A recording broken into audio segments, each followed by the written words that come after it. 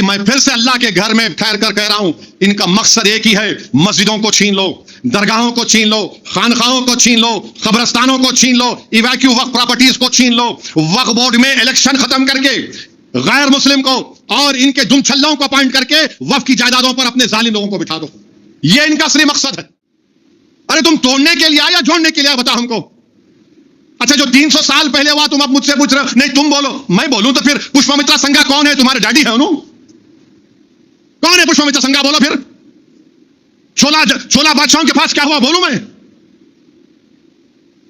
अरे मुल्क में बेरोजगारी है, पीने का पानी नहीं है, लोग बीमार पड़ रहे हैं, फैक्ट्रियां बंद हो रही है, चीन भारत की जमीन पर कब्जा करके बैठा है।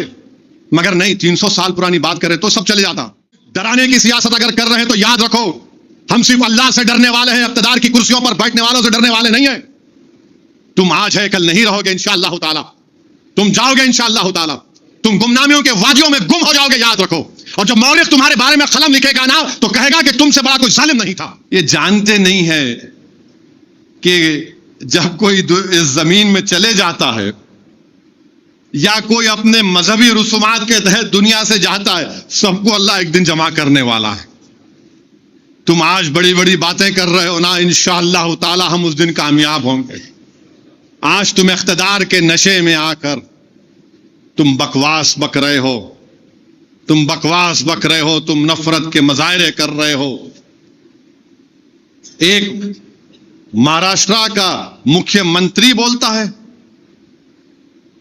इस तरह का बयान उसके वजीर देते हैं कि वो निकाल देंगे, और फिर जब गड़बड़ होती है बोलते नहीं नहीं वो पिक्चर की वजह से गड़बड़ हुई। अच्छा, पिक्चर की वजह से गड़बड़ हुई? तुम क्या कर रहे थे? तुम्हारा ही शहर है ना वो नागपुर, और क्या किया इन्होंने? कुरान करीम की आयतें जिस चादर मुबारक पर जो जला दिया। दोपहर में जाकर कंप्लेन दिया गया कि एक्शन लो, जाहिर है बाद में तशद्दुद हुआ, हम उसकी मजम्मत करते हैं, कंडेम करते हैं, मगर आप बोल रहे पिक्चर की वजह से हो। अच्छा, पिक्चर की वजह से हो रहा है सब, और आप क्या कर रहे हैं? हाथों में मेहंदी लगी हुई है आपकी, आप हुकूमत आपकी, पुलिस आपकी, इंटेलिजेंस फेलियर आपका। क्यों कर रहे हैं सब ये? अरे लॉ एंड ऑर्डर अगर पैदा हो रहा है तो तुम्हारी वजह से हो रहा है। तुम्हारे जो लोग आज वजीर बने बैठे हैं वो मुसलमानों के खिलाफ गंदगी, बकवास और जहर को फैलाकर मंत्री बन चुके हैं, उनको कुछ नहीं कर रहे हैं। ने खबर को निकाल देंगे, उसको निकाल देंगे, ये निकाल देंगे। अरे रूल ऑफ लॉ से चलेगा या तुम्हारी मनमानी से चलेगा? बताओ हमको। बोल दो कि इस देश में कानून नहीं है, जिसकी लाठी उसकी बैठ चलेगा क्या? फिर रूल ऑफ लॉ कहां है? फिर आइन से चलेगा, संविधान से चलेगा, या तुम्हारे जोर पर चलेगा? भाई मेरी पसंद कोई हो सकती है, तुम्हारी पसंद नहीं होगी तो क्या मतलब? जरूरी नहीं ना कि सबकी एक पसंद हो जाए। मेरे को काला पसंद तो तुम क्या करोगे? नहीं मेरे गोरा नहीं, मेरे को नहीं पसंद गोरा, मेरे को मुझे सफेद पसंद, तुम बोलेगे नहीं काले नहीं होगा। और फिर एक हैरत अंगेज बात यह है कि उस बादशाह के बारे में जो लोग बात कर रहे हैं ना, छत्रपति शिवाजी के पोते छत्रपति शाहू वहां खबर पे गए थे। ये मैं नहीं बोल रहा हूं, आज से 2 दिन पुराना इंडियन एक्सप्रेस का अखबार है, जीशान शेख के नाम से डालो हजरत गूगल में, बेकार चीजें देखते आप लोग। उस आर्टिकल में लिखा कि छत्रपति शिवाजी के बेटे वो खबर पे गए। अब क्या बोलेंगे उनको आप? क्या बोलेंगे उनको आप? अच्छा, फिर उससे हटके गांधी ने क्या कहा था 1931 में इस बादशाह के बारे में? पेम्ब्रुक कॉलेज है बर्तानिया में, नवंबर 1931 को गांधी ने क्या कहा था, पढ़ लो तुम जरा। फिर दिसंबर 1931 को गांधी ने क्या कहा था राउंड टेबल कॉन्फ्रेंस में इस मुगल बादशाह के बारे में? वो मेरे अब्बा नहीं है, देख लो। फिर उसके बाद यंग इंडिया महात्मा गांधी का जर्नल था, जुलाई 21 1920 में गांधी ने क्या लिखा, पढ़ लो तुम। फिर नवजीवन अक्टूबर 20 1921 को गांधी ने क्या लिखा इस मुगल बादशाह के बारे में, पढ़ लो तुम। और यह भी पढ़ लो, जब किसी ने गांधी को खत लिखकर कहा कि इस बादशाह ने एक मंदिर को तोड़ के मस्जिद बनाया, तो गांधी ने कहा कि यह इंटॉलरेंस है, इससे हमको बचना है, यह गलत है। गांधी ने यह भी कहा, मैं भी गांधी से डिसएग्री करता हूं, मैं बहुत से गांधी के चीजों से उसकी मुखालिफत करता हूं, तो क्या मैं बोल दूं, जाके तोड़ दूं? अरे तुम तोड़ने के लिए आए या जोड़ने के लिए आए, बता हमको।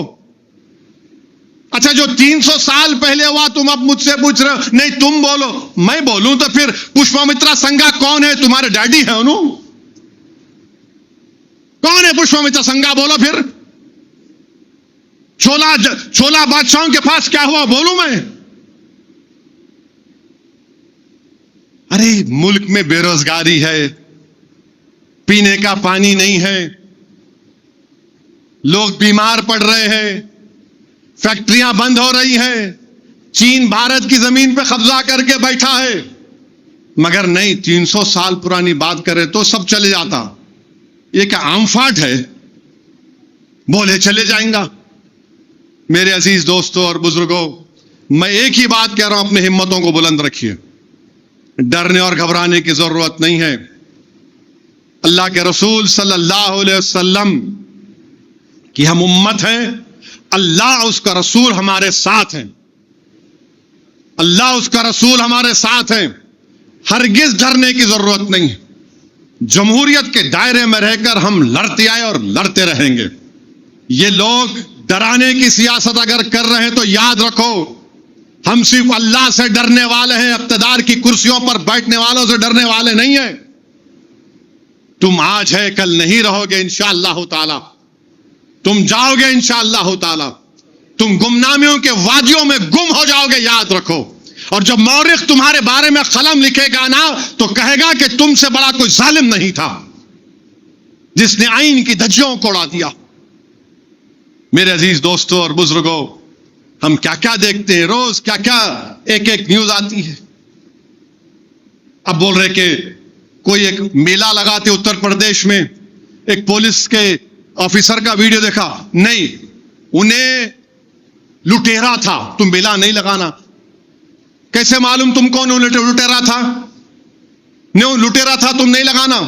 अच्छा, लिख के दे दो लुटेरा था, कानून बना दो लुटेरा था, और हमको बताओ लुटेरों का कौन, कानून बना के बोलो ये सब लुटेरे हैं, और हमको ये बताओ कि कौन लुटेरा नहीं था, उसका भी कानून बनाओ। 1000 साल से मेला होता है, बोले नहीं लुटेरे का मेला नहीं करना। कौन है तुम ये डिसाइड करने वाले? क्या BNSS में लिखा हुआ है लुटेरा? क्या कानून में लिखा गया लुटेरा? नहीं, नाम वो है लुटेरा। अरे तुम क्या कर रहे हो उस देश को? तुम कहां ले जाकर छोड़ रहे हो उसको? मेरे अजीज दोस्तों और बुजुर्गों, इस मुबारक महीने में फलस्तीनियों के लिए भी दुआ करिए। मेरे भाई, फिर से उस जालिम इजरायली हुकूमत बमबारी शुरू कर दी। एक बमबारी में 400 लोग मारे गए सहरी के वक्त। अरे ये क्या है? 100 खवातीन, मासूम 50-60 बच्चे, उनके ने कफन तक नहीं। आप देखो रज़ाइयों में लाशें पड़ी हुई हैं। और ये दुनिया जो तमाशा देख रहे, जो फलस्तीनियों का नस्ल कशी हो रही है, जेनोसाइड हो रहा है। हम अपने वजीर आजम से पूछना चाहते हैं, आप बोलेंगे नहीं फलस्तीनियों पर जुल्म के बारे में? नहीं, खाली एड दे दो, एड। अरे एड से क्या करना है? जान बचाओ ना, तो तब तो एड लेंगे वो लोग। 4 घंटे का 3 घंटे का पॉडकास्ट किए किसी एक शख्स के साथ, एक लफ्ज ने उस पर फलस्तीन के ऊपर, एक लफ्ज नहीं फलस्तीन के ऊपर हमारे वजीर आजम की जबान पर नहीं आता है।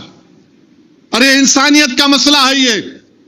और वो जो बड़े बड़े हुक्मरान जिनको अल्लाह ने दौलत दी, क्यों दी? क्योंकि अल्लाह के रसूल सल्लल्लाहु अलैहि वसल्लम के खत्म मुबारक वहां पर पड़े थे। मेरे आका के सदक़े में तुमको दौलत मिली। अरे तुम सिर्फ दुआ करके रोगे? तुम सिर्फ गिगड़ा के दुआ करके आमीन आमीन अल्लाह बर्बाद कर दे? अरे जालिमों, तुम भूल गए कि अल्लाह के रसूल सल्लल्लाहु अलैहि वसल्लम ने मिंबर पर खुतबा भी दिया और अहद के मैदान में जाकर अपने दंदाने मुबारक को शहीद भी करवाया था। जालिमों, तुम भूल गए इमाम हुसैन की शहादत को। याद रखो, जब तक अमल नहीं करोगे कुछ होने वाला नहीं है। सिर्फ दुआ पर इक्तिफा मत करो, यकीनन खूब दुआ करो, मगर जब इस मस्जिद से बाहर निकलेंगे तो अमल करना है। और अमल कैसे करना, अपनी दुआओं को आजमाओ कि अल्लाह मैंने तेरे पास अपनी भीख को रख दिया, अब मैं निकला हूं, मेरी लाज रख ले। यहां पर तो कोई पुरसाने हाल नहीं, कोई बात नहीं। बुखारी शरीफ की आखिरी हदीस है कि जब हशर का मैदान होगा, अल्लाह उन तमाम से कहेगा कि मैं भूखा था, मैं प्यासा था, तुमने मेरी भूख और प्यास को नहीं मिटाया। तो वो कहेगा अल्लाह तू तो रब है, तुझे कैसी भूख, तुझे कैसी प्यास, तुझे कैसी तकलीफ। तो अल्लाह फरमाएगा फुराने मुकाम पर एक आदमी, एक शख्स तकलीफ में था, तुमने उसकी तकलीफ को दूर नहीं किया। उस दिन तो सबको सामना करना पड़ेगा इंशाअल्लाह ताला, सबका हिसाब किताब होगा, कोई बचेगा नहीं। अल्लाह सुब्हानहू ताला सबका हिसाब किताब लेगा।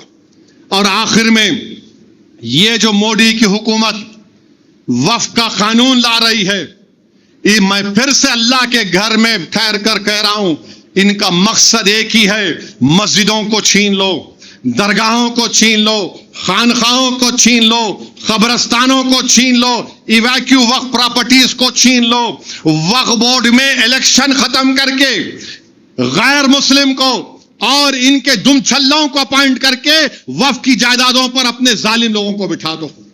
यह इनका असली मकसद है।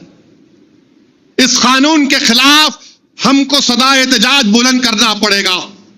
जिस तरह all India Muslim personal law board ने दिल्ली में एहतजाज किया, और हम भारत के जितने गय्यूर मुसलमान हैं, जितने मुसलमान हैं, हाँ थोड़े होंगे अबू जहल के साथी, होंगे अबू लहब के,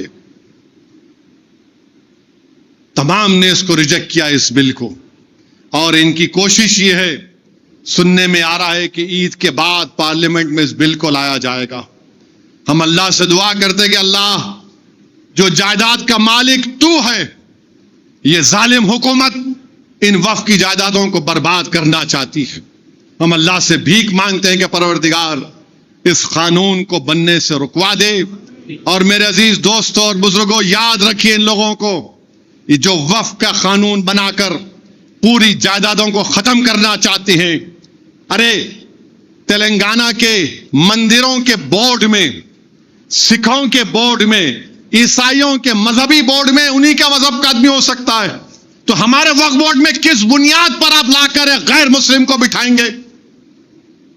किस बुनियाद पर बिठाएंगे? ये मेरा मजहबी मसला है वक्फ बोर्ड। मगर मोदी बोल रहे नहीं, हम बिठाएंगे। मकसद एक ही है कि जायदादों को छीन लिया जाए। हमारी कमेटियों में आकर बैठेंगे, ये करेंगे, तमाशे करेंगे पूरा।